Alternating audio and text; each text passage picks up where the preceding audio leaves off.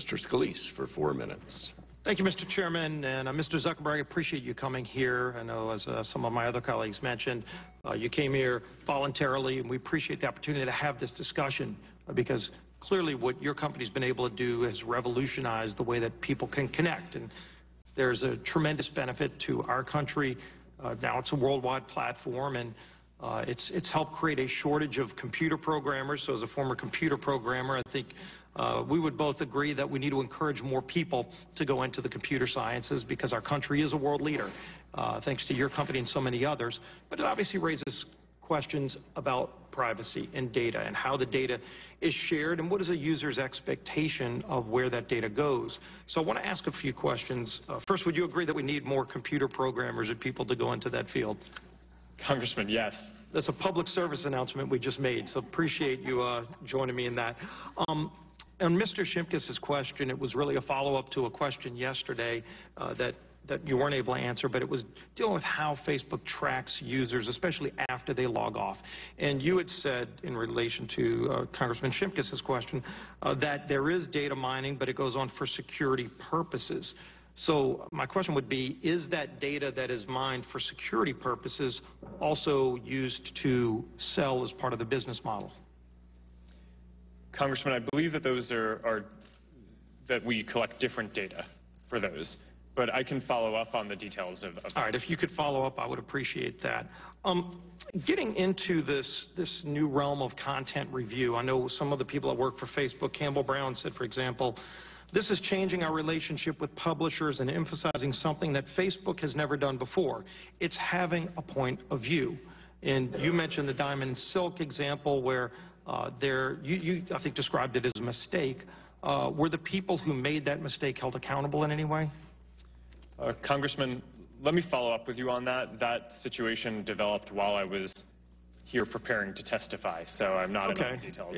I do want to ask you about a study that was done dealing with the algorithm that Facebook uses to describe what is fed to people through the news feed. And what they found was, after this new algorithm was implemented, that there was a tremendous bias against conservative news and content and a favorable bias towards liberal content. And if you can look at that, that shows a 16-point disparity, which is concerning. I would imagine you're not going to want to share the algorithm itself with us. I'd encourage if you wanted to do that. But who develops the algorithm? I wrote algorithms before, and you can determine whether or not you want to write an algorithm to sort data, to compartmentalize data, but you can also put a bias in if that's the directive. Was there a directive to put a bias in? And first, are you aware of this bias that many people have looked at and analyzed and seen?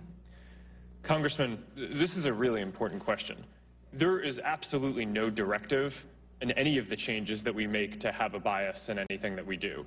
To the contrary, our goal is to be a platform for all ideas. And I know we're almost out of time, so if you can go back and look and determine if there was a bias. Whoever developed that software, you have 20,000 people that work on some of this data analysis. If you can look and see if there is a bias and let us know if there is and what you're doing about it, because that is disturbing when you see that kind of disparity.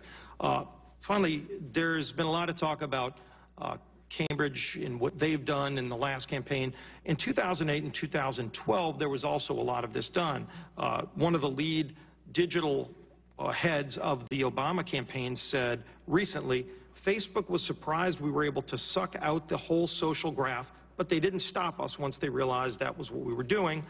They came to office in the days following the election, recruiting, and were very candid that they allowed us to do things they wouldn't have allowed someone else to do because they were on our side. Now, that's a direct quote from one of the heads of the Obama digital team. What would she mean by they, Facebook, were on our side? Congressman, we didn't allow the Obama campaign to do anything that any developer on the platform wouldn't have otherwise been able to do. So she was making an inaccurate statement in your point of view? Yes. All right. Gentlemen, appreciate the comments and look forward to those answers. You'll back the balance of my time. Chair now